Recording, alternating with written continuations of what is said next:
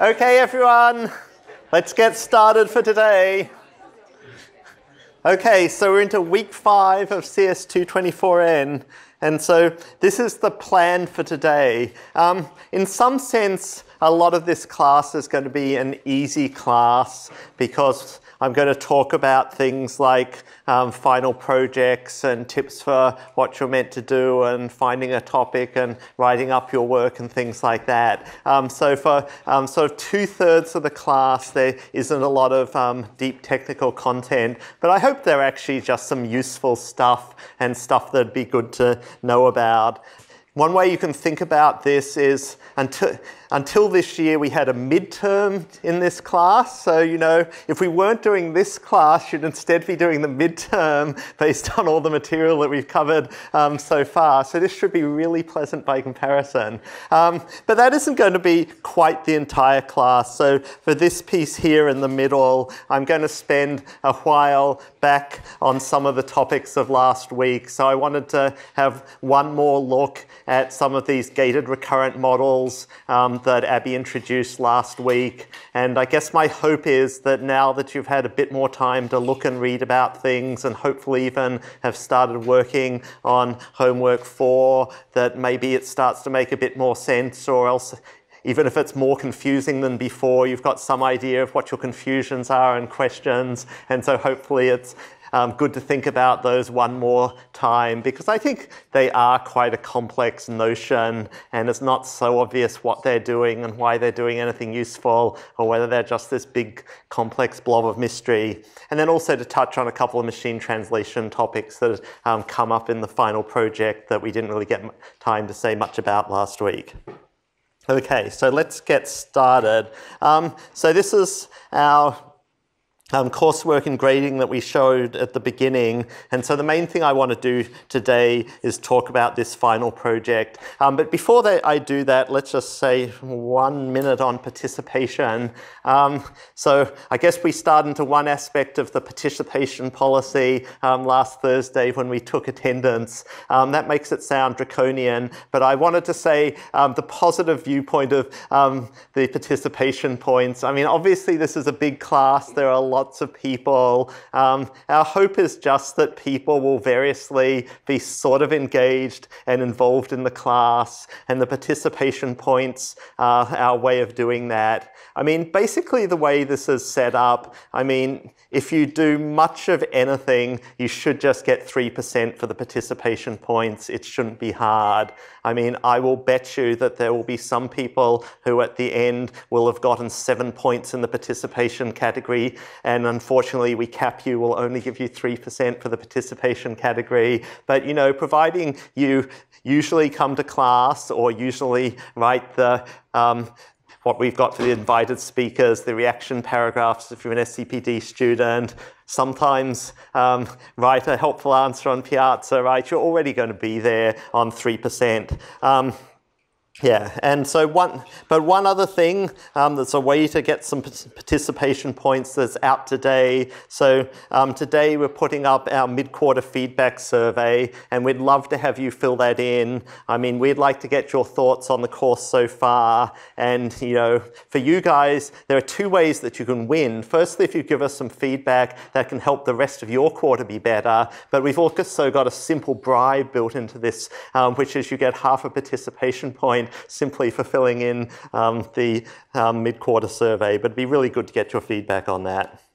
Okay, so then the main thing I want to get to today is to talk about the final project.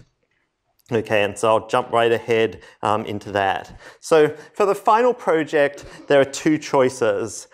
You can either do our default final project, which I'll say a little bit about. It's doing squad question answering, or you can propose a custom final project, which we then have to approve. And in the course of that, if you have some outside mentor, you can say who they are in your project proposal, but otherwise we'll attempt to assign you a mentor somewhere out of the course staff.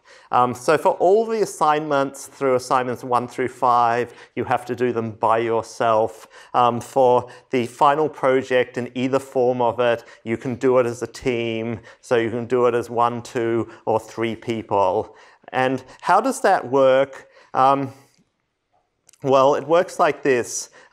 If you're a bigger team, we do expect you to do more. And there are actually two ways you can be a bigger team that I'll point out. One way is having more people, being 2 or 3 people. But the other thing that comes up is sometimes people want to do a final project for more than one class at the same time. In particular, for this quarter, I know there are at least a couple of people who are hoping to do a joint project with Emma's reinforcement learning class. And we allow that as well, but we sort of do multiplication, because if you're 2 people using it for 2 classes, that means it should be 4 times as great as what one person is doing for one class, right? So how it works with larger teams, you know, in all honesty, it's a little bit subtle, because, you know, the truth is, if something is just bad, your model was broken, or your experiment failed, and you don't know why,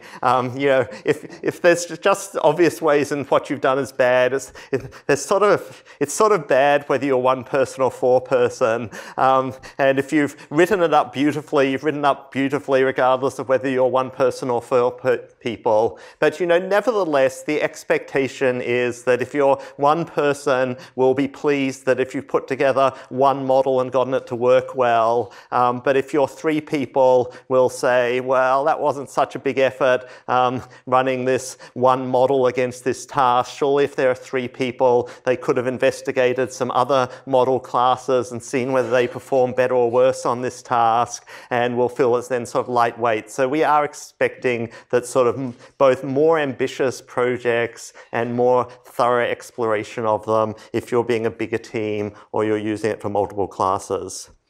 For the final project, you are allowed to use any language or deep learning framework that you choose to. We don't insist on what you use, though in practice in past years, basically everyone keeps on using what they've learned in the assignments. I expect that will be true this time as well.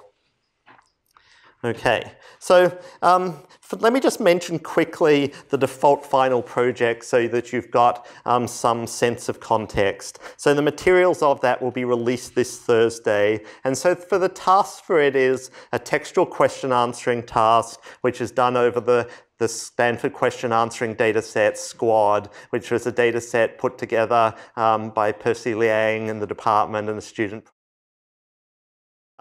So we've used this as a default final project before, but we're mixing up a couple of things this year. I mean, firstly, the starter code we're providing this year is in PyTorch to fit in with what we've done for the rest of the class. But secondly, the SQUAD team released a new version of SQUAD, SQUAD 2.0, and we're going to use that for the class this year.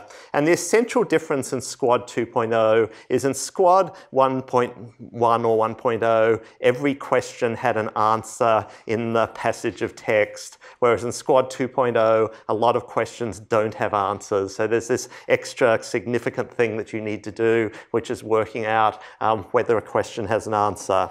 So this is just one example which just gives you a sense of what SQUAD is like. So there's a paragraph of text. I've just put a subset of it here. Bill Aiken, adopted by Mexican movie actress Lupe Mayoya, grew up in the neighboring town of Madera, and his song chronicled the hardships faced by the migrant farm workers he saw as a child. Right, there's then a question, in what town did Bill, well, actually I misspelt that, sorry, it should have been Aiken without an I. I got confused with our former department chair, Alex Aiken, I guess, when I was typing. Bill Aiken grow up, and the answer you're meant to give is Madera.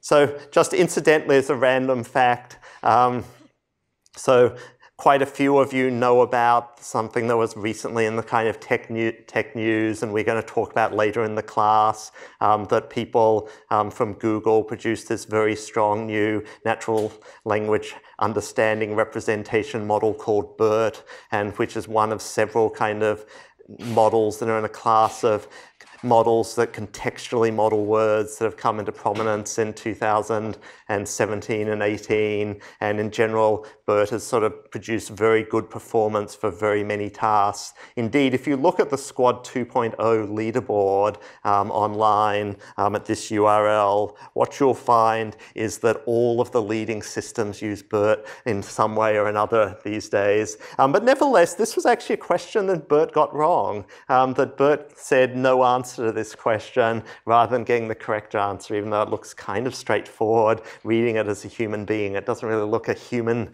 tricky reading comprehension question. So that's the default final project. So on Thursday, I'm going to talk more about the default final project. I'm going to talk about how people build textual question answering systems, and the details on the default final project should all be posted by then. But that's just to give you a bit of context to what the other choice is. And today, I'm sort of more going to be aiming at people doing the custom final project. But let me just sort of say a bit first about the choice between the two of them. So why might you want to choose the default final project? So if you have limited experience with research, you don't have any clear idea of a research project you want to do this quarter, you're just really busy with other classes that you're enrolled in CS140 and you're just really laden down with other classes you're doing this quarter. You'd be happy to have just a clear goal to work towards, a leaderboard of your fellow students that you can compete against. Do the default final project. I think for many people, it's actually the good, right choice. And I mean, for what it's worth, I mean, typically slightly over half of people have done the default final project. It's normally about sort of 55% have done the default final project, and the rest are custom final project. So if you do the default final project, you get lots of guidance, you get lots of scaffolding, there are clear things to aim at in what you do. The course staff are in general most prepared and most able to help you. And in particular, I mean, for the bottom bullet here, I mean, you know, something to think about in making the choice is that some of it comes down to how committed, organized, and keen are you to be wanting to do your own custom final project. If you've got something you really want to do for a custom final project, great. We love to see interesting custom final projects. But, you know, if you're going to end up doing something that just looks worse, like not done as well as you would have done a project if you'd just done the default final project, then you should probably choose the default final project. Okay, but even if you're think you'll do the default final project, I hope that some of this lecture will still be useful. Well, the part in the middle when I talk back about MT and gated recurrent networks will definitely be useful. But you know, beyond that, some of the tips on doing research and discussions of sort of looking at how to make neural networks work and error analysis, paper writing, these are all good topics that apply to the default final project as well. So in the other direction, if you have some research project that you're excited about, possibly it's one you're already working on, or possibly that you've just always wished to do something exciting with neural networks and rap music, well, you know, the custom final project is an opportunity to do that. So it's a chance for you to do something on your own. You know, obviously, if you're not interested in textual question answering, but you think you might like machine translation, well, it's an opportunity to choose any topic of your own. It's also a way to sort of experience much more of the research process because, you know, for the default final project, it's a bigger, more open-ended thing than any of our assignments. But, you know, nevertheless, the default final project is still sort of a pre-set up thing that you don't have to find your own problem, find your own data, work out a good approach to it. A lot of that's sort of been done for you. So that for custom final project, it's much more your own job to sort of define and execute a mini research project. And so all of that stuff seems appealing, or some of it seems appealing, then aim at the custom final project.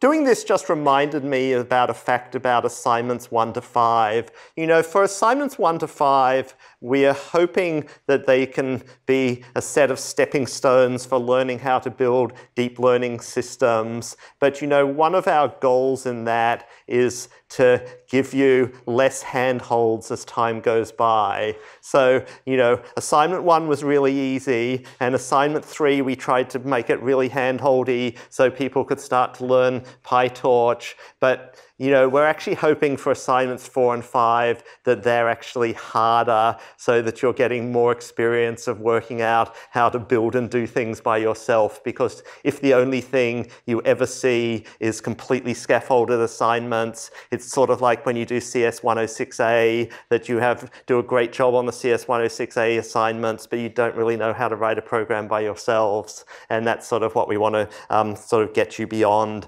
in the latter 2 assignments. So I hope you have started on assignment 4. If not, you really should start and get underway soon, as Abby was emphasizing.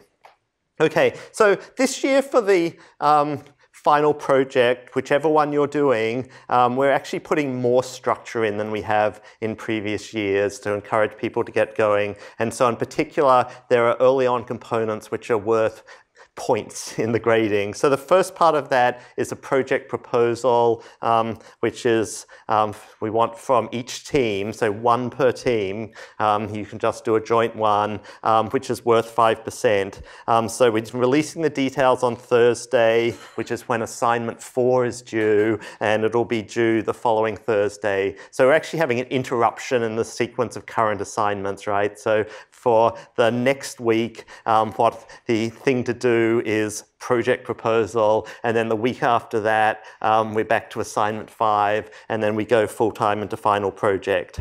So what we're wanting for the project proposal is we're actually wanting you to do a little bit of starting off research in the terms of reading some paper. So find some paper that's relevant to your research that you're going to do, read it, write a summary of what it does, write down some thoughts on how you could adapt or extend ideas in it in your own final project, and then say something about what your plan is for what you're hoping to do for your final project. And especially if you're doing a custom final project, there's more to write there, because we'll want to make sure that you have some idea as to what data you can use and how you're going to evaluate it, whereas a couple of those things are actually sort of determined for you if you're doing the default final project.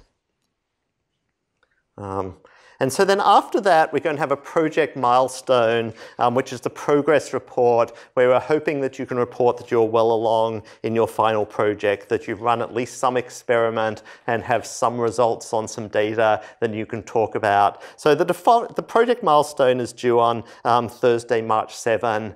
So it's actually more than halfway through the period that's sort of dedicated to the final project. So if you're not... we sort of put it past halfway because the fact of the matter is it always takes people time to get going. But nevertheless, what you should have in your head is unless you're halfway through by the time you're handing in your project milestone, then you're definitely behind, and you'll be doing that typical Stanford thing of having a lot of late nights and lack of sleep in the last week of class trying to catch up for that. Okay, so now I've sort of want to sort of just start saying a bit of, for custom final projects of some of the sort of thinking and types of things that you could do about that.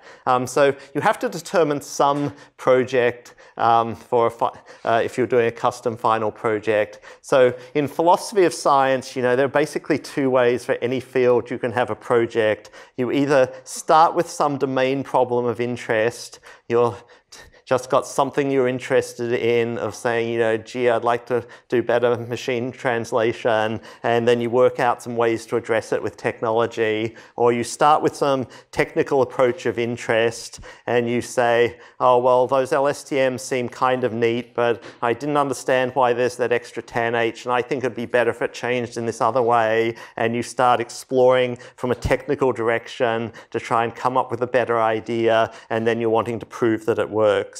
So in kinds of the projects that people do for this class, this isn't quite an exhaustive list, but this is sort of in general what people do. So the first category, and really I think this is the bulk of projects, over half, is people find some task or application of interest and they build some neural network models to try and do it as effectively as possible. There's a second category where people sort of concentrate on implementing, so re-implementing some complex neural architecture and getting it to work on some data. And so let me just say a couple of sentences on this. So it's certainly okay for you to start by re-implementing some existing model.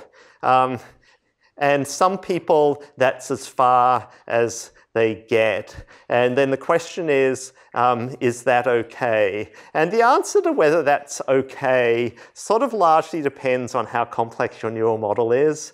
So if what you think is, okay, I'm going to re-implement something like we've seen already, like a window-based classification model, and you just re-implement that and run it on some data and get some results and stop, that's definitely a bad project. But there are lots of very complicated and sophisticated neural architectures out there. And if you're trying to do something complicated, well, then that can be a fine project. So I actually sort of stuck in a few examples of projects. So, I mean, here's one that was actually from a couple of years ago. So this was in the 2017 class. And so shortly before the 2017 class, DeepMind, who's one of the organizations producing the most complicated neural models, had just released a paper about the differentiable neural computer model, which was a model of how to have something like a differentiable Turing machine-like architecture inside a neural network.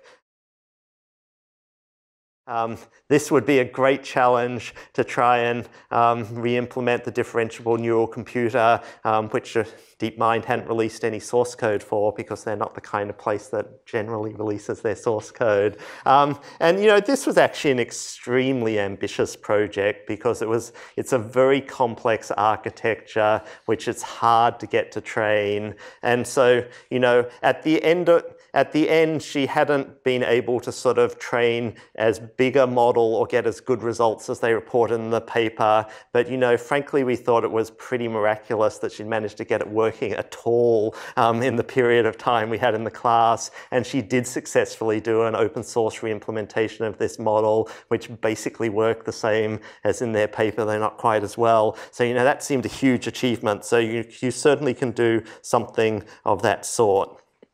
Right, so you can sort of, from a technical direction, have some ideas for a variant model and explore how to make a different kind of model class and then look at how it works on some problem that works well. Another kind of project you can do is an analysis project, so that you might be interested in something in natural language or something in the behavior of neural networks and just think that you want to analyze them more closely. So you might think, oh, maybe these neural machine translation systems work great providing the word order is the same in the source and target language, but can they really do a good job of reordering phrases for different language types? How much does their performance vary based on the amount of reordering between the source and target language? And you could do some experiments to try and investigate that as an analysis problem that looks at a model. And we sometimes get projects like that. Down the bottom is the rarest kind of project, which is when some people try to do something theoretical, which is to prove some properties of a system. So this is easiest to do in simple systems for something like word vectors, that if you might want to prove something about the kind of spaces that are induced by word vectors and what properties you need to have in models for word analogies to work or something like that. Here are just another couple of examples that sort of show some of the other classes. So this one is an example of find a problem and build some models. So these three people looked at Shakespearean sonnet generation, and then they considered several different models for Shakespearean sonnet generation and got the best results from this sort of, you probably can't really see all the details, but they have a sort of a mixture of word level and character level, gated model that feeds into a word level LSTM and produces sonnets, and the output wasn't totally bad. Thy youth's time and face his form shall cover. Now all fresh beauty, my love, there. Will ever time to greet forget each like ever to cease? But inner best at worship his glory die. Okay, it's maybe not perfect, but it sort of sounds like a Shakespearean sonnet. Okay, yeah, so I showed you that one already. Here's an example of someone who designed a different kind of network. And this was a project that came out of this class that was then continued with, and that they got a conference paper out of it, the iClear 2017 paper. So this was looking at doing a better job at building a neural language model. And essentially they had two ideas, both of which seem useful for building better neural language models. And so one is that in the stuff that we've presented so far, whether it was the early word vectors or what Abby presented last week in the neural language model, there are effectively two vectors for each word. There's one for the word encoding on the input, and then when you have the softmax on the other side, effectively the rows of that matrix that go into the softmax are also word vectors for determining how likely you are to produce different words.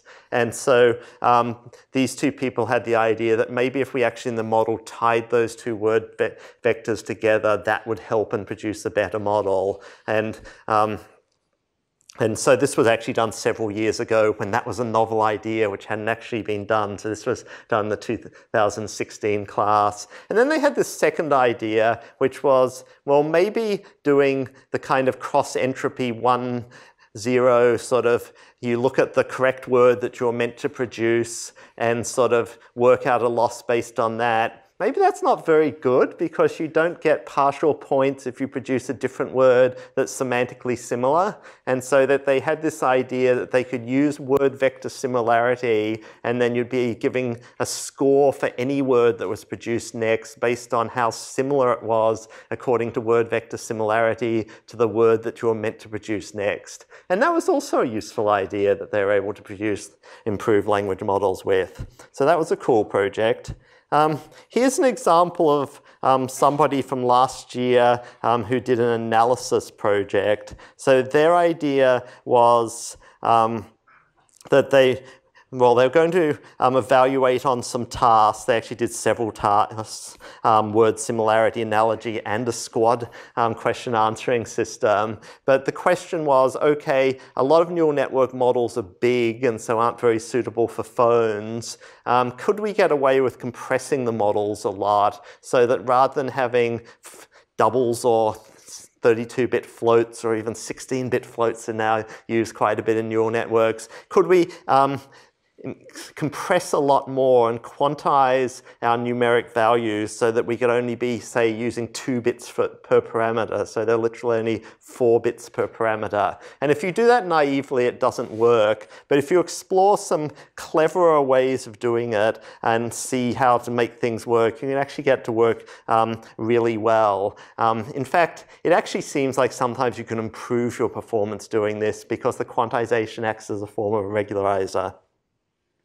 You can find lots of other projects online if you look at the CS224N pages, and you should.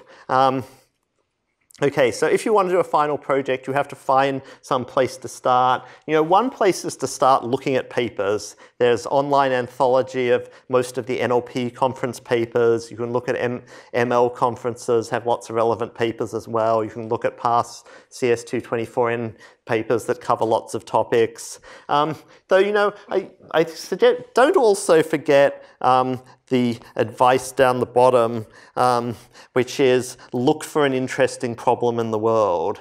So our Stanford CS Emeritus Professor Ed Feigenbaum likes to quote the advice of his advisor, Herb Simon, of if you see a research area where many people are working, go somewhere else. Well, you know, in the context of this class, don't go so far away that you're not using neural networks or NLP, because that won't work for a project for this class. But, you know, nevertheless, I mean, in some sense, it's a bad strategy of saying, let's look at all all the papers that were published last year and let's start working on one of their problems. Or lots of people are working on question answering, I'll do it too. You know, there are lots of interesting different problems in the world. And if you know of some, you know, cool website that somehow does something interesting related to language, you know, maybe you can make a final project out of that.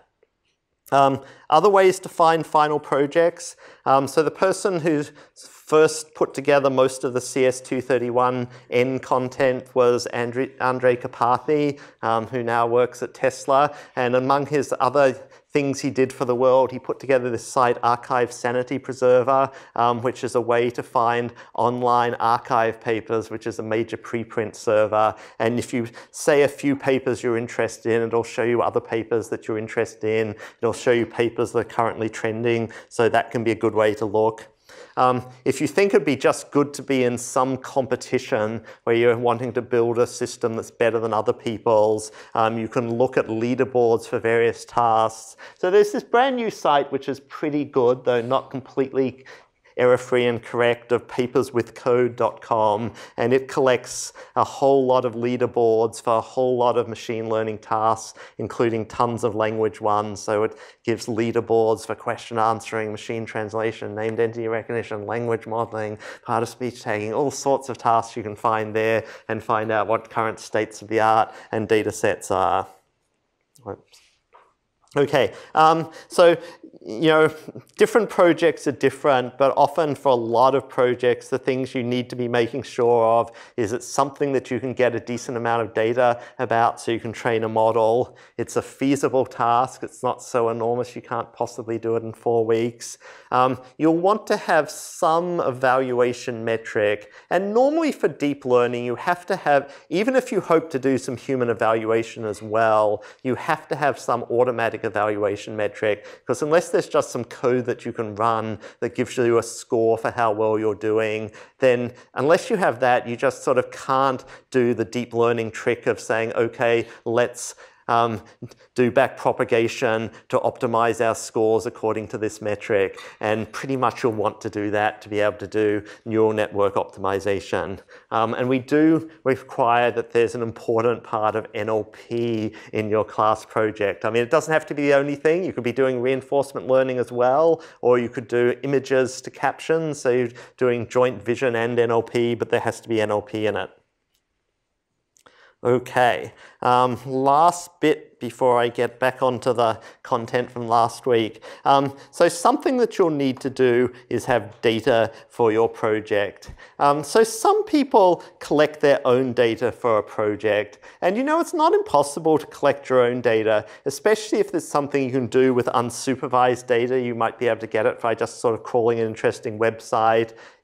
You can annotate a small amount of data yourself. If you have any site that has some kind of, you know, ratings, annotations, stars on it, you can treat those as a form of annotation, right? So if you want to predict something like, you know, which descriptions on product review websites, which reviews on product review websites do people like? Well, they get star ratings at the bottom from people, and then you can try and fit to that as your supervision.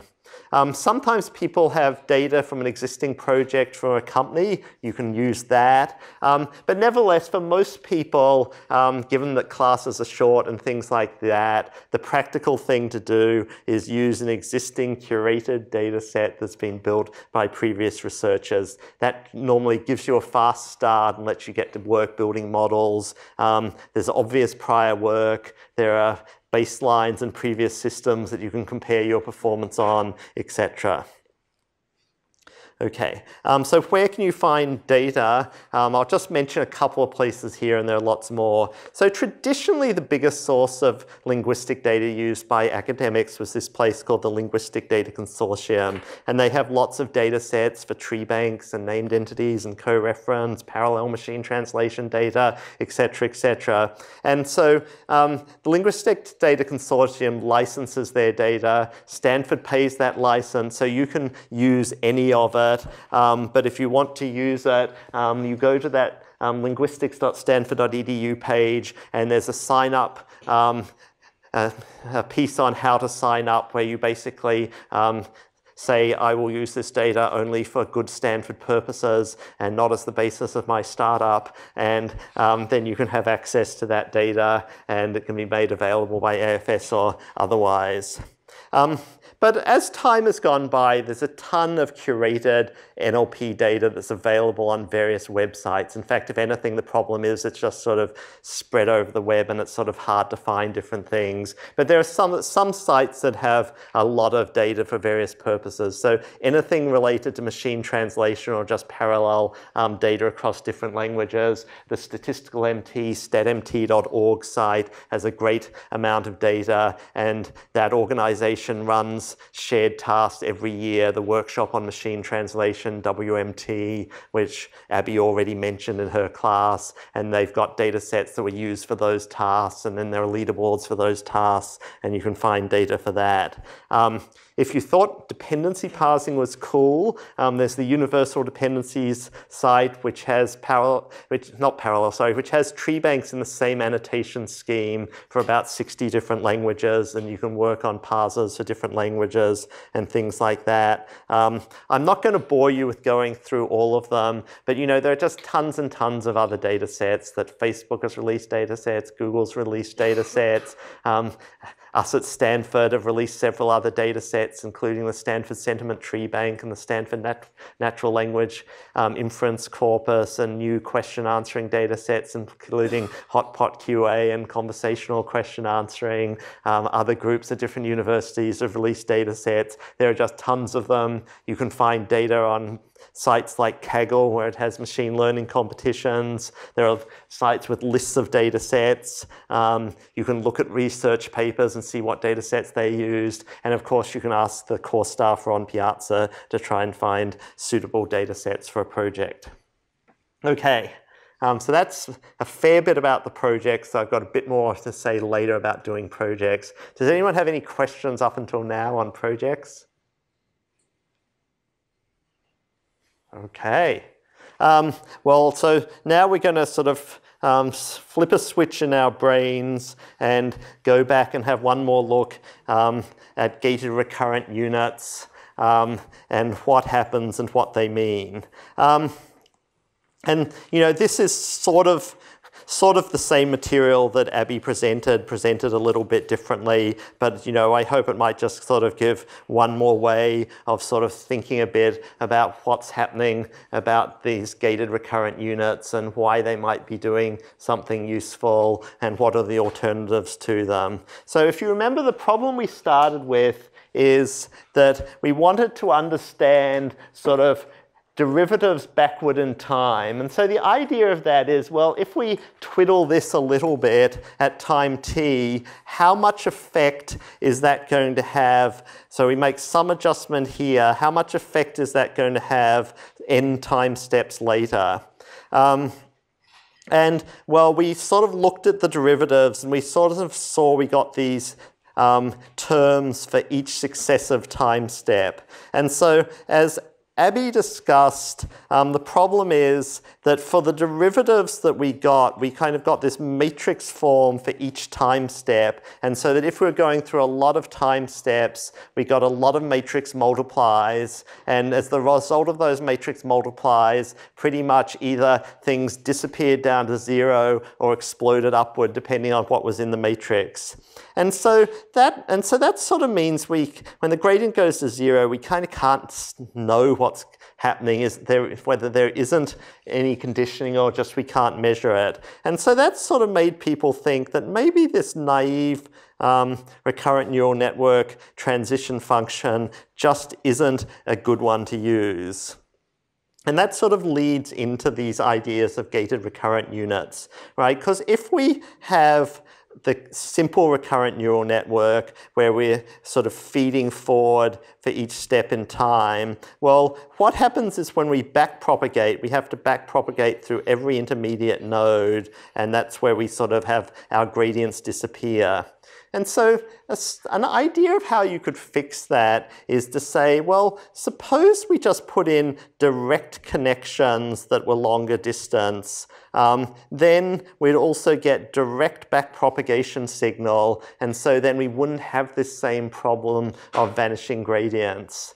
And effectively, we've sort of looked at two ways in which you can achieve that effect. Because one way you can achieve that effect, which Abby looked at in the end part of the last lecture, was this idea of attention. So when you've got attention, you're actually creating these shortcut connections, oops, they're the blue ones, from every time step and using it to calculate an attention distribution. But the way the attention was done that we looked at, you were sort of mushing together all previous time steps into some kind of an average.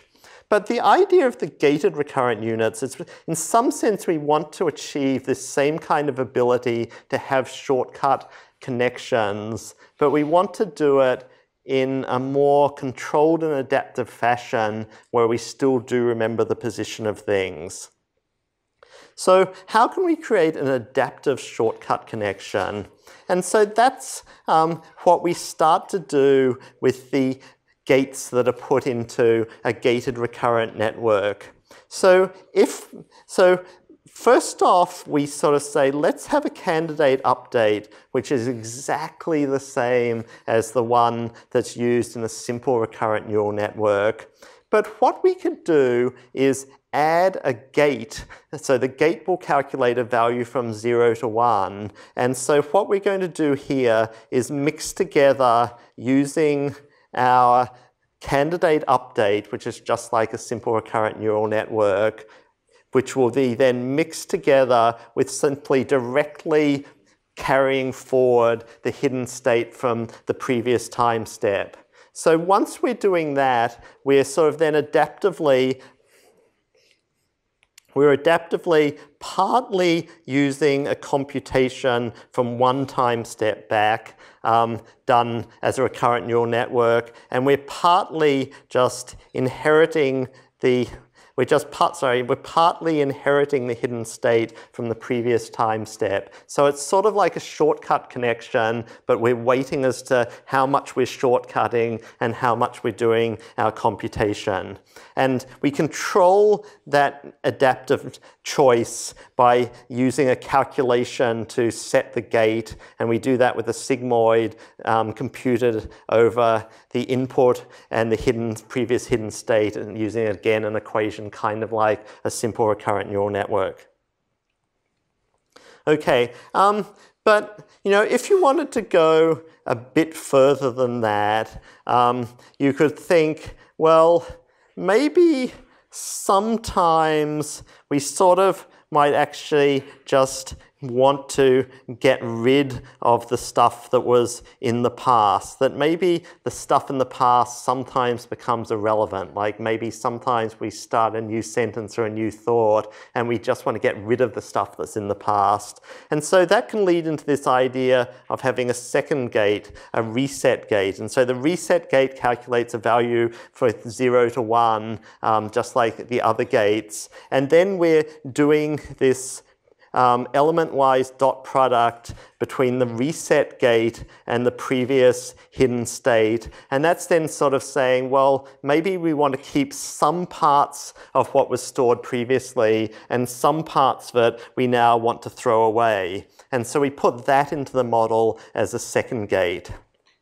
And so an interesting way to think about that is to sort of think about this as if this recurrent neural network is like a little tiny computer. It's the kind of little tiny computers you might do in a sort of simple architecture class. And if you think about it that way, for the basic simple recurrent neural network, the way the tiny computer works is that you've got a bank of registers H, your hidden state, and at each time step you have to read the entirety of your bank of registers.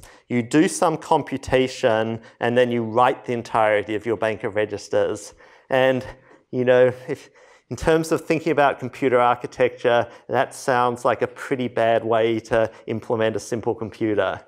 So precisely what a gated recurrent unit is doing is saying, well, maybe we could have a slightly more sophisticated little baby computer. Instead of that, we could select a subset of the registers that we want to read. And so the reset gate can control that because it can say, well, just ignore a bunch of the other registers.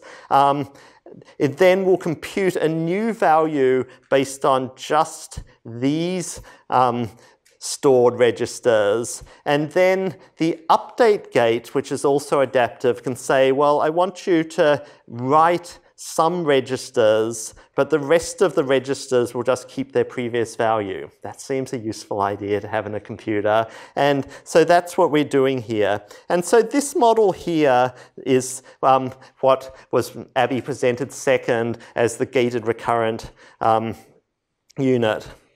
So this is sort of a much more realistic model, and it sort of in some sense overlaps with the ideas of attention. Okay, so gated recurrent units are actually a quite new model. The model that was done way earlier and has had huge impact is these LSTM, long short-term memory units. And they're a bit more complex, but you know, a lot of it's sort of the same, right? So the hidden state of a gated recurrent unit is kind of equivalent to the cell of the LSTM. So both of them are using the same idea of summing together a mixture of just directly inheriting what you had from the previous time step together with something that you've calculated for the current time step. And the way you calculate it for the current time step is exactly the same in both cases. Both cases again, that you're calculating the current update using this sort of simple RNN equation. So those parts are exactly the same. But the LSTM is a little bit more complicated. It now has 3 gates, and it's got this extra hidden state that's then worked out with a bit more complexity. So in terms of my LSTM picture, you know, the LSTM picture looks, if you sort of pull apart all of its math, pretty complex. But so there are 3 gates so that you can forget or ignore everything. So you can forget or ignore the input, you can forget or ignore parts of your previous hidden state, and you can forget or ignore parts of the cell when calculating the output. And each of these is when I say forget or ignore parts of, what that's meaning is you're calculating a vector, which is then going to be element-wise multiplied by the input or the previous hidden state or the cell. And so that's where you have this effect of now an addressable bank of registers where you can use some of them but not others of them. Okay, so the bottom part of the LSTM is just like a simple recurrent neural network, which then calculates a candidate update. And so for both of the GRU and the LSTM, the real secret is that rather than just keeping on multiplying stuff, what you do is you add 2 things together. And so this adding is why you don't get the same vanishing gradient eval effects, because you're calculating a new candidate update and you're adding it to stuff that was previously in the cell, and that gives you a simple gradient when you backpropagate back, that you have a direct linear connection between the cell at time t and the cell at time t-1. And so really that simple addition there is sort of the secret of most of the power of LSTMs. And this same idea of adding 2 things together has also been the secret of many of the other advances in deep learning recently. So in vision in the last couple of years, the sort of standard model that everybody uses is ResNets, residual networks, and they use exactly the same secret of allowing these adaptive updates where you add together a current layer's value with directly inheriting a value from the layer below. Other things that use similar ideas are things like highway networks and so on. So that's proven to be an extremely powerful idea. The LSTM is slightly different from the GRU because when we look back at its equations, that the GRU kind of does a linear mixture where you have one gate value, UT, and one minus UT, where the LSTM adds values controlled by two different gates, a forget gate and an input gate. Theoretically, having the adding of two separate gates rather than a mixture is theoretically more powerful. Depending on the application, sometimes it doesn't seem to make much difference, but there's definitely a theoretical advantage to the LSTM there. Okay.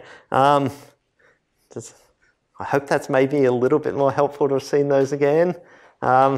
Any questions on gated recurrent units?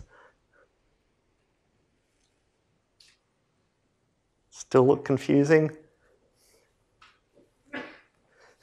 I think it's useful to have some kind of idea as to why do people come up with these things and why do they make sense. But nevertheless, the reality is in the sort of era of 2015 plus, any deep learning package you use, whether it's PyTorch, TensorFlow, MXNet, whatever, it just comes with LSTMs and GRUs, and you don't have to program your own. In fact, you're disadvantaged if you program your own, because if you're using the built-in one, it's using an efficient CUDA kernel from NVIDIA, whereas your custom-built one won't, and will run 3 times slower.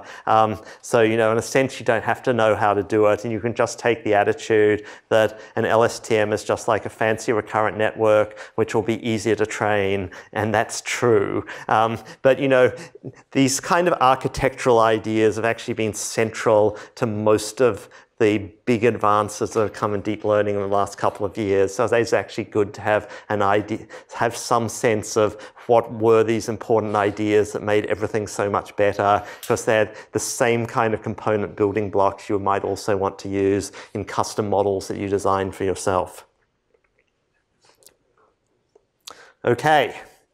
2 bits of machine translation.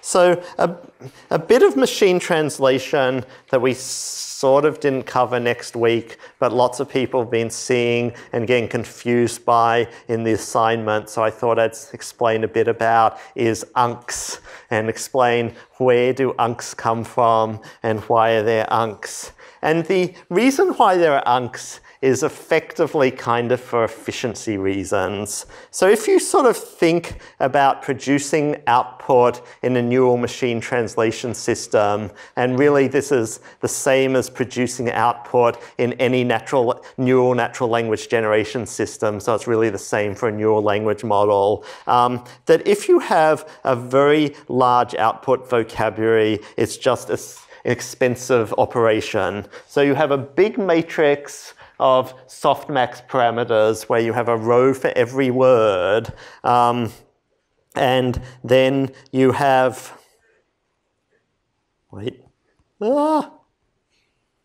then we have an animation that is not working for me. Oh wait, there we go. So then we have some hidden state that we've calculated in our recurrent neural network. And so what we're going to do is sort of multiply that vector by every row of the matrix, put it through a softmax, and then get probabilities of outputting every word. And this seems pretty simple, but the problem is that to the extent that you have a humongous vocabulary here, you just have to do a humongous number of rows of this multiplication. And it actually turns out that doing this is the expensive part of having a neural machine translation or neural language model system, right? The LSTM might look complicated and hard to understand, but it's relatively small vectors that you multiply or dot product once, and it's not that much work. Whereas if you have a huge number of words, this is a huge amount of work. So just for instance, sort of for the pioneering sequence-to-sequence neural machine translation system that Google first did, they ran it on an 8 GPU machine because they have lots of GPUs. But the way they set it up to maximize performance was, of those 8 GPUs, 3 of them were running a deep multi-layer neural sequence model, and the other 5 GPUs, the only thing that they were doing was calculating softmaxes, because that's actually the bulk of the computation that you need to be able to do.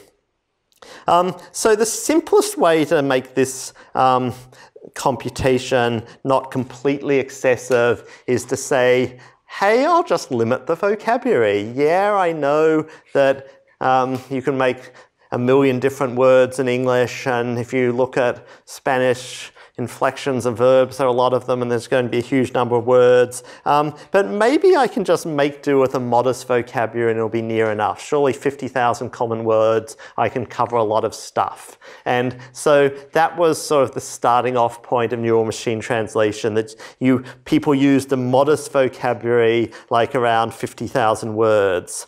And well, if you do that, well, then what happens is you have uncs. So unc means this is an unknown word that's not in my vocabulary. And so there are two kinds of uncs. There can be uncs in the source language, and they're sort of optional because it's not actually a problem having a large source language vocabulary, but the fact of the matter is if you've sort of trained a model on a certain amount of data, there are some words you aren't going to have seen, so you are going to have words that you just didn't see in your training data, and you won't have any pre-trained or trained word vector for them. And you can deal with that by either just treating them as uncs or giving them a new word vector when you encounter them. But the tricky part is on the translation, that you're wanting to produce these rare words, but they're not in your output vocabulary, so your system is producing le unk unk de unk, which is not a very good translation really. Yeah, and so that was sort of what the first neural machine translation systems did. And so, yeah, obviously that's not a very satisfactory state of affairs. And so there's been a whole bunch of work as to how to deal with this. So you can use methods that allow you to deal with a larger output vocabulary without the computation being excessive. So one method of doing that is to have what's called a hierarchical softmax, so that rather than just having a huge matrix of words, you sort of have a tree structure in your vocabulary, so you can do calculations with hierarchical multiple small softmaxes, and you can do that more quickly.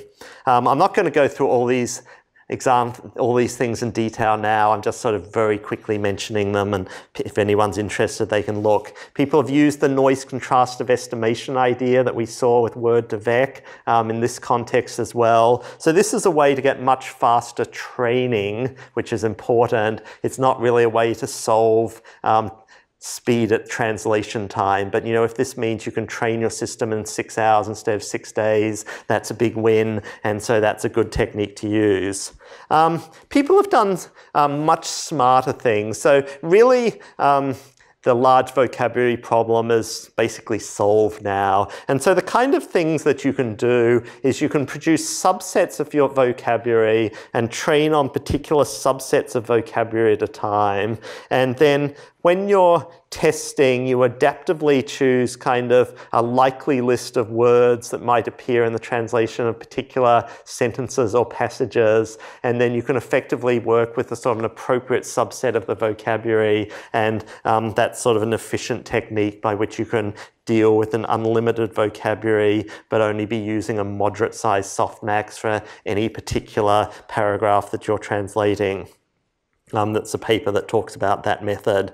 Another idea is you can use attention when you do translation, the idea talked about at the end of last time. So if you have attention, that sort of means that you're pointing somewhere in the source and you know what you're translating at any point in time. So if that word is a rare word that's not in your vocabulary, there are things that you could do to deal with that. I mean, firstly, if it's a rare word, its translation is much more likely to be constant, so you might just look it up in a dictionary or word list and stick in its translation. Sometimes it's appropriate to do other things. I mean, turns out that, you know, quite a lot of things that are unknown words turn out to be other things like, you know, hexadecimal numbers or FedEx tracking IDs or GitHub shars or things like that. So for a lot of things like that, the right thing to do is just to copy them across. And so another thing that people have looked at is copying models in machine translation.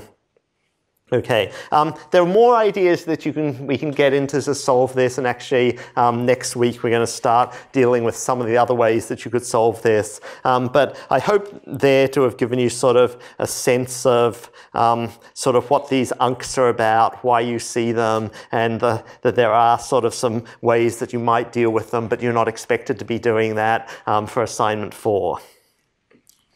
Okay, then I just wanted to give a teeny bit more on evaluation. So Abby said a little bit about evaluation with blue, and that then comes up in the assignment. So I just thought I'd give you a little bit more context on that, since there have been quite a few questions about it. So, so the general context here is, you know, how do you evaluate machine translation quality? And sort of to this day, if you want to do a first-rate bang-up evaluation of machine translation quality, the way you do it is you get human beings to assess quality. You take translations and you send them to human beings with good bilingual skills and get them to score things. And there are two ways that are commonly used. One is sort of rating on Likert scales for things like adequacy and fluency of translations. But another way that often works better is asking for comparative judgment. So here are 2 translations of this sentence, which is better?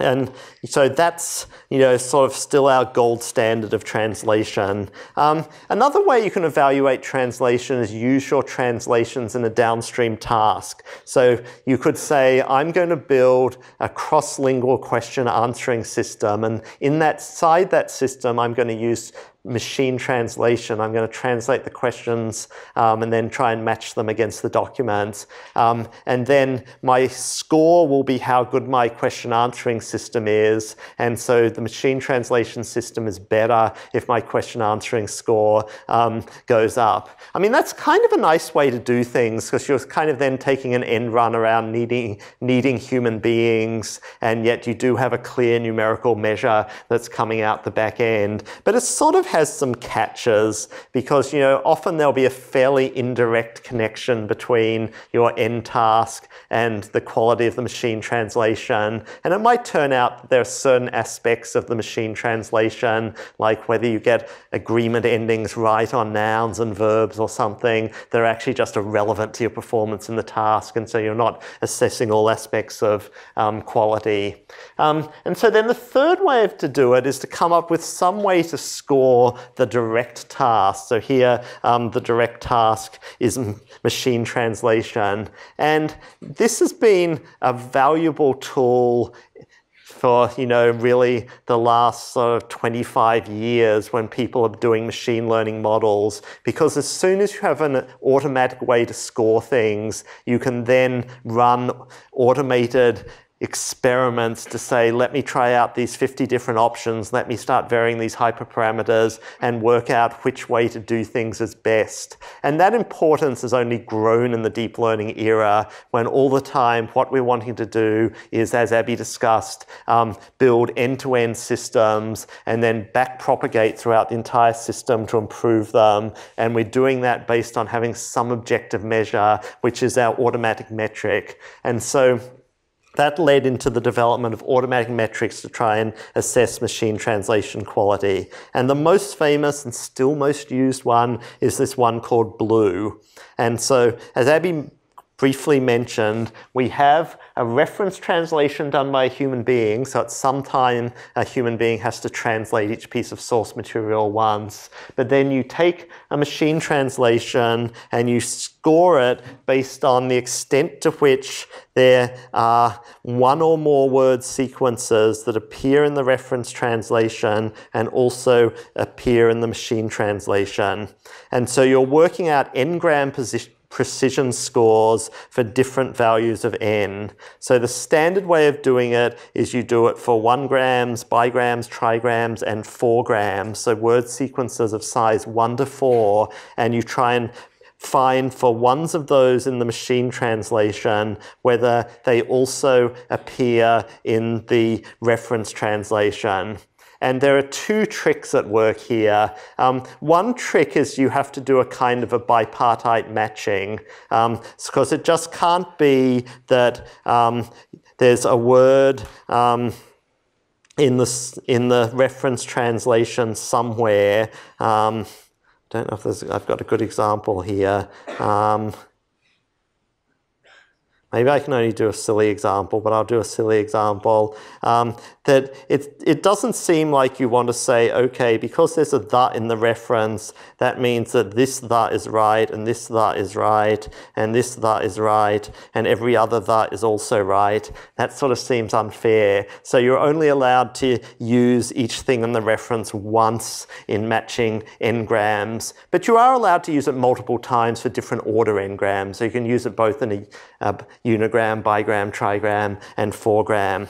The other idea is that although you're measuring the precision of n-grams that are in the machine translation, you wouldn't want people to be able to cheat by putting almost nothing into the machine translation. So you might want to game it by, no matter what the source document is, if the target language is English, you could just say my translation is the, because I'm pretty sure that'll be in the reference translation somewhere, and I'll get points for a unigram, and that's not great, but I'll get something for that, and I am done. And so you wouldn't want that, and so you're then being penalized by something called the brevity penalty if your translation is shorter than the reference translation.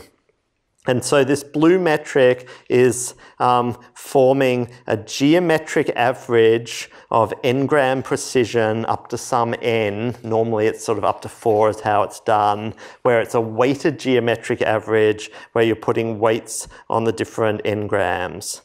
For the assignment, we're only using unigrams and bigrams, so you could say that means we're putting a weight of 0 on the trigrams and 4grams.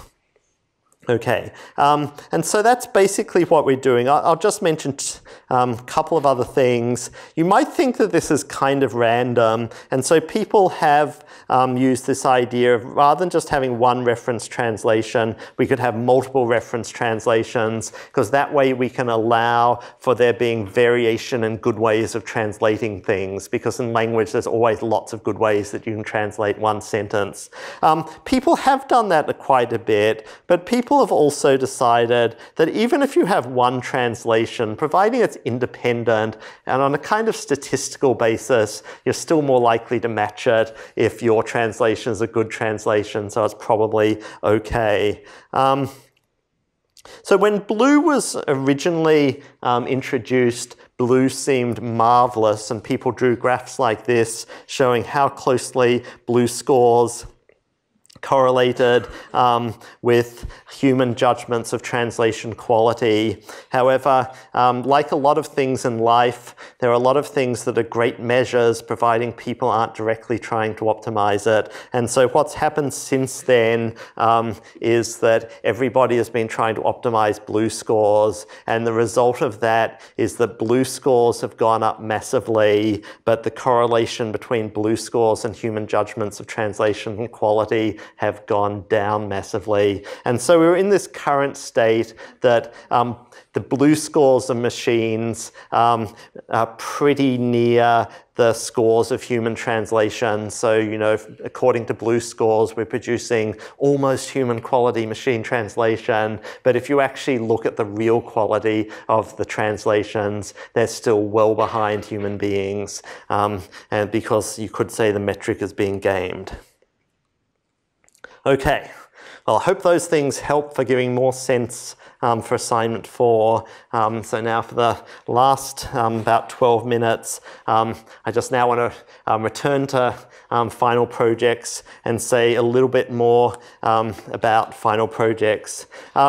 So there are many, many different ways you can do final projects, but just to sort of go through the steps, I mean, you know, for a simple, straightforward project, this is kind of the steps that you want to go through. So you choose some task, summarizing text, producing a shorter version of a text. You work out some data set that you can use. So this is an example of the kind of tasks that there are academic data sets for that other people have used. And so you could just use one of those and that you're already done. Or you could think, oh no, I'm much too creative for that. I'm going to come up with my own data set and get some online source and do it. And you know, summaries are the kind of things you can find online and produce your own data set. I want to say a bit in just after this about separating off data sets for training and test data, so I'll delay that, but that's important. Then you want to work out a way to evaluate your system, including an automatic evaluation. Normally for summarization, people use a slightly different metric called Rouge, but it's sort of related to blue, hence its name. And it's the same story that it sort of works, but human evaluation is much better. But you need to work out some metrics you can use for the project. The next thing you should do is establish a baseline. So if it's a well worked on problem, there might already be one, but it's not bad to try and calculate one for yourself anyway. And in particular, what you should first have is a very simple model and see how well it works. So for human language material, often doing things like bag of words models, whether they're just a simple classifier over words or a neural bag of words averaging word vectors. It's just useful to try that on the task and see how it works, see what kinds of things it already gets right, what kind of things it gets wrong. You know, one possibility is you'll find that a very simple model already does great on your task. If that's the case, you have too easy a task. And you probably need to find a task that's more challenging to work on. Yeah, so after that, you'll then sort of think about what could be a good kind of neural network model that might do well, implement it, test it, see what kind of errors it makes. And you know, that sort of, if you've gotten that far, you're sort of in the right space for a class project. But you know, it's sort of hoped that you can do more than that, that after you've seen the errors from the first version, you could think about how to make it better and come up with a better project. And so I would encourage everyone, you know, you really do want to look at the data, right? You don't just want to be sort of having things in files and run and say, okay, 0.71, let me make some random change, 0.70, that's not a good one, repeat over. You actually want to be sort of looking at your data set in any way you can. It's good to visualize the data set to understand what's important in it that you might be able to take advantage of. You want to be able to look at what kind of errors are being made, because that might give you ideas of how you could put more stuff into the model that would do better. You might want to do some graphing of the effect of hyperparameters so you can kind of understand that better. And so the hope is that you can try out some other kinds of models and make things better.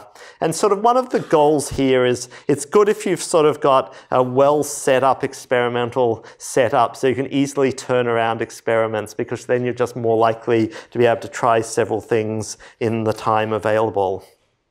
Okay, couple of other things I wanted to mention.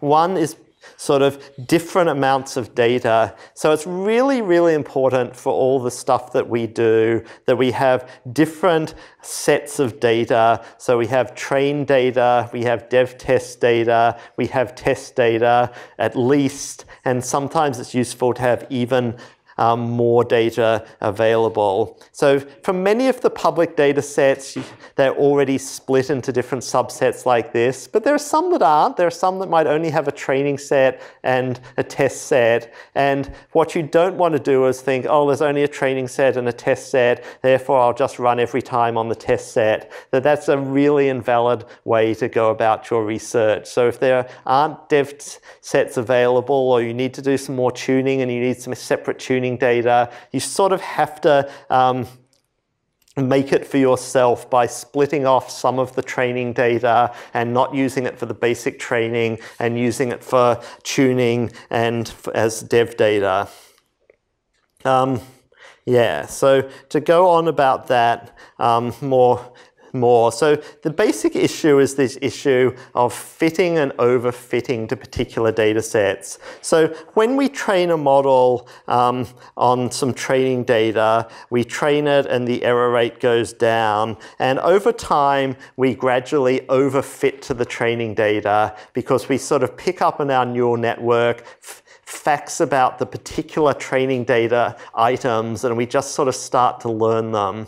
Now, in the old days, the fact that you overfit to the training data was seen as evil. In modern neural network think, we don't think it is evil that we overfit to the training data because all neural nets that are any good overfit to the training data, and we would be very sad if they didn't. I'll come back to that in a moment. But nevertheless, they're overfitting like crazy. So what we want to build is something that generalizes well. So we have to have some separate data that's our validation data and say, look at what performance looks like on the validation data. And commonly we find that training up until some point improves our performance on separate validation data, and then we start to overfit to the training data in a way that our validation set performance gets worse. And so then further training on the training data isn't useful because we're starting to build a model that generalizes worse when run on other data. But the whole point here is we can only do this experiment if our validation data is separate from our training data. If it's the same data or if it's overlapping data, we can't draw this graph, and so therefore we can't do valid experiments. Now, you might think, oh, well, maybe I can do this and just use the test set of data. But that's also invalid. And the reason why that's invalid is as you do experiments, you also start slowly overfitting to your development data. So the standard practice is you do a run and you get a score on the development data. You do a second run, you do worse on the development data, and so you throw that second model away. You do a third experiment, you do better on the development data, and so you keep that model and you repeat over 50 times. And well, some of those subsequent models you keep are genuinely better because you sort of worked out something good to do. But it turns out that some of those subsequent models only sort of just happened, you just got lucky and they happened to score better on the development data. And so if you kind of keep repeating that process 60 or 100 times, you're also gradually overfitting on your development data and you get unrealistically good dev scores. And so that means two things. You know, if you want to be rigorous and do a huge amount of hyperparameter exploration, it can be good to have a second development test set so that you have one that you haven't overfit as much. And if you want to have valid scores on as to what is my actual performance on independent data, it's vital that you have separate test data that you're not using at all in this process, right? So the ideal state is that for your real test data, that you never use it at all until you've finished training your data, training your model, and then you run your final model once on the test data and you write up your paper and those are your results. Now, I will be honest and say the world usually isn't quite that perfect because after you've done that, you then go to sleep and wake up thinking, oh, I've got a fantastic idea of how to make my model better, and you run off and implement that and it works great on the dev data, and then for you run it on the test data again and the numbers go up. Sort of everybody does that, and you know, in modicum it's okay. You know, if that means you occasionally run on the test data, it's not so bad, but you really need to be aware of the slippery slope, because if you then start falling into, I've got a new model, let me try that one on the test data, I've got a new model, let me try this one on the test data, then you're just sort of overfitting to the test data and getting an unrealistically high score. And that's precisely why a lot of the competitions, like Kaggle competitions, have a secret test data set that you can't run on so that they can do a genuine independent test on the actual test data. Okay, let's see. Couple more minutes. So yeah, getting your neural network to train. My two messages are, first of all, you should start with a positive attitude. Neural networks want to learn. If they're not learning, you're doing something to stop them from learning. And so you should just stop that, and they will learn because they want to learn. They're just like little children. But the follow-up to that is the grim reality that there are just tons of things you can do that will cause your neural networks not to learn very well or at all. And this is the frustrating part of this whole field because, it's not like a compile error. It can just be hard to find and fix them. And, it is just really standard that you spend more time dealing with trying to find and fix why it doesn't work well and getting it to work well than the time you spent writing the code for your model. So remember to budget for that when you're doing your final project. It just won't work if you finish the code a day or two before the deadline. So you need to work out what those things are. That can be hard, but experience, experimental care, rules of thumb help. So there are just lots of things that are important. So your learning rates are important. If your learning rates are way too high, things won't learn. If your learning rates are way too low, they will learn very slowly and badly. Initialization makes a difference. Having good initialization often determines how well neural networks learn. I have a separate slide here that I probably haven't got time to go through all of on sort of for sequence models, some of the tips of what people normally think are good ways to get those models working. But I'll just say this one last thing. I think the strategy that you really want to take is to work incrementally and build up slowly. It just doesn't work to think, oh, I've got the mother of all models and build this enormously complex thing and then run it on the data and it crashes and burns. You have no idea what to do at that point. That the only good way is to sort of build up slowly. So start with a very simple model, get it to work, add your bells and whistles, extra layers and so on, get them to work or abandon them, and sort of try and proceed from one working model to another as much as possible. Another way that you can start small and build up is with data. The easiest way to see bugs and problems in your model is with the minutest possible amount of data. So start with a data set of 8 items. Sometimes it's even best if those 8 items are ones that are artificial data that you designed yourself, because then you can often more easily see problems and what's going wrong. So you should train on that. Because it's only 8 items, training will only take seconds, and that's really, really useful for being able to iterate quickly. And if you can't have your model get 100% accuracy on training and testing on those 8 examples, well, either the model is woefully underpowered or the model is broken, and you've got clear things to do right there. When you go to a bigger model, the standard practice with modern neural networks is you want to train your models. You want models that can overfit massively on the training set. So in general, your models should still be getting close to 100% accuracy on the training set after you've trained it for a long time, because powerful neural network models are just really good at overfitting to and memorizing data. If that's not the case, well, maybe you want a bigger model. Maybe you want to have higher hidden dimensions or add an extra layer to your neural network or something like that. You shouldn't be scared of overfitting on the training data. But once you've proved you can do that, you then do want a model that also generalizes well. And so normally the way that you're addressing that is then by regularizing their model. And there are different ways to regularize your model, but we talked about in the assignment doing dropout. I mean, using generous dropout is one very common and effective strategy for regularizing your models. And so then what you want to be doing is regularizing your model enough that the curve no longer looks like this, but instead that your validation performance kind of levels out but doesn't start ramping back up again, and that's then a sort of a sign of a well-regularized model. Okay, I will stop there and then we'll come back to the question answering project on Thursday.